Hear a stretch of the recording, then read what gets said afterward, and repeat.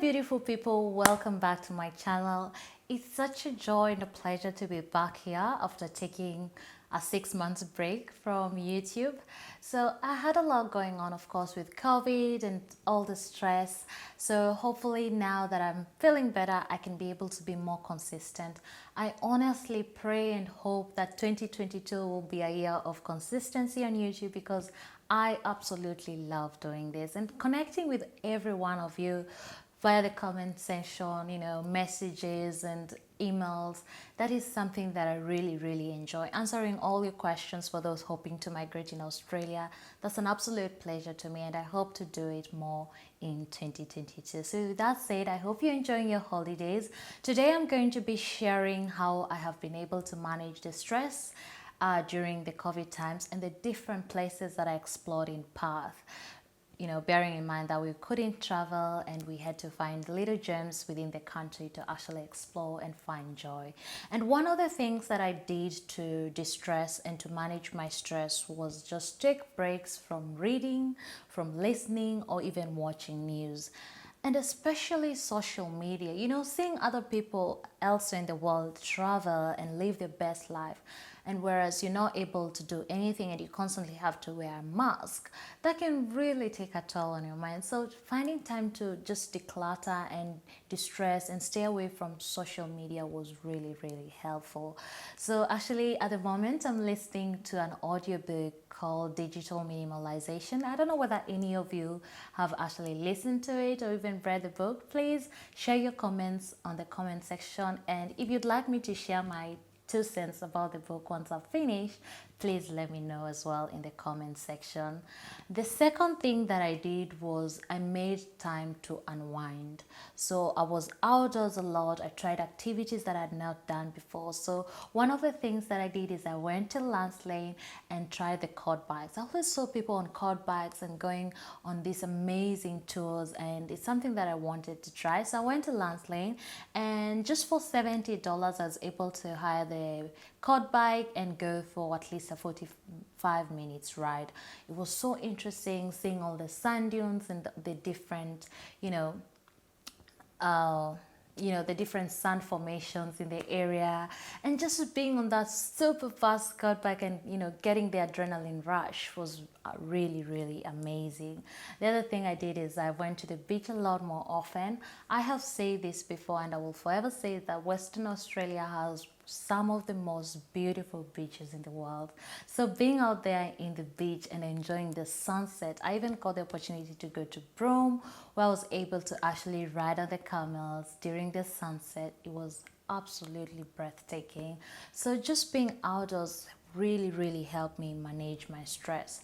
The other thing that I did was learn new skills, explore new hobbies, things that I'd never done before.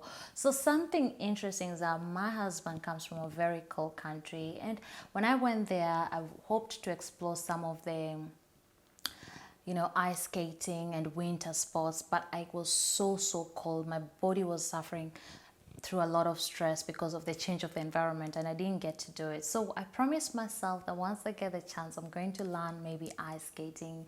And this year there was a winter festival here in Perth, so I was able to learn a bit of ice skating.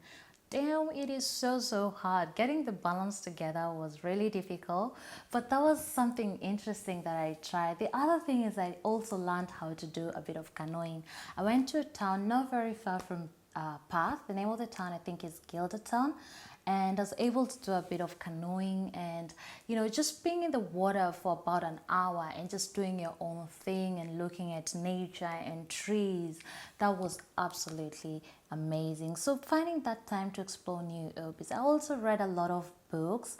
Currently I just finished reading Will.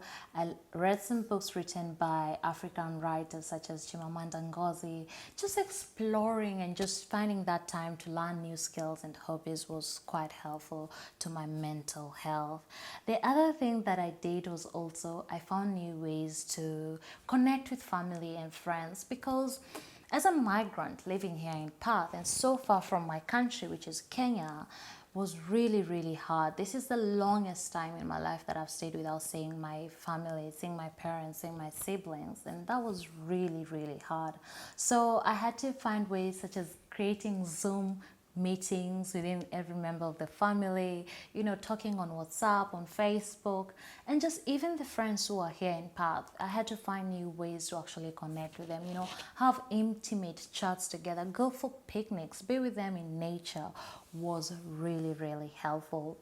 The fifth thing that I did also to manage my stress was, of course, take care of my body. So I'm one that I really love going to the gym, but for some reason, this year I found the gym unbearable. Having masks on and doing some really vigorous activities and sweating in the mask and having to sanitize the area after every use, that was a bit too much for me to take in. So I found myself exploring the outdoors a little bit more. So I got a smartwatch, which of course helps me to count my steps. So I have a target of about 10,000 steps a day. So trying to keep track with that and just going for walks and being with nature and just finding different ways to exercise, even working out from the house was really, really helpful. So yeah, taking care of your body, of course, is a priority, because when you don't feel good from within, it's really, really hard for your mental health. The other and the last thing that I did to actually manage my stress was sleep.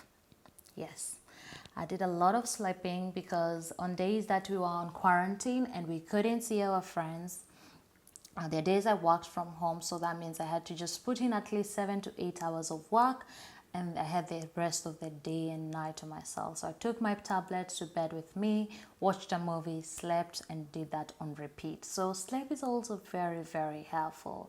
So with that said, I really hope you're managing your stress better.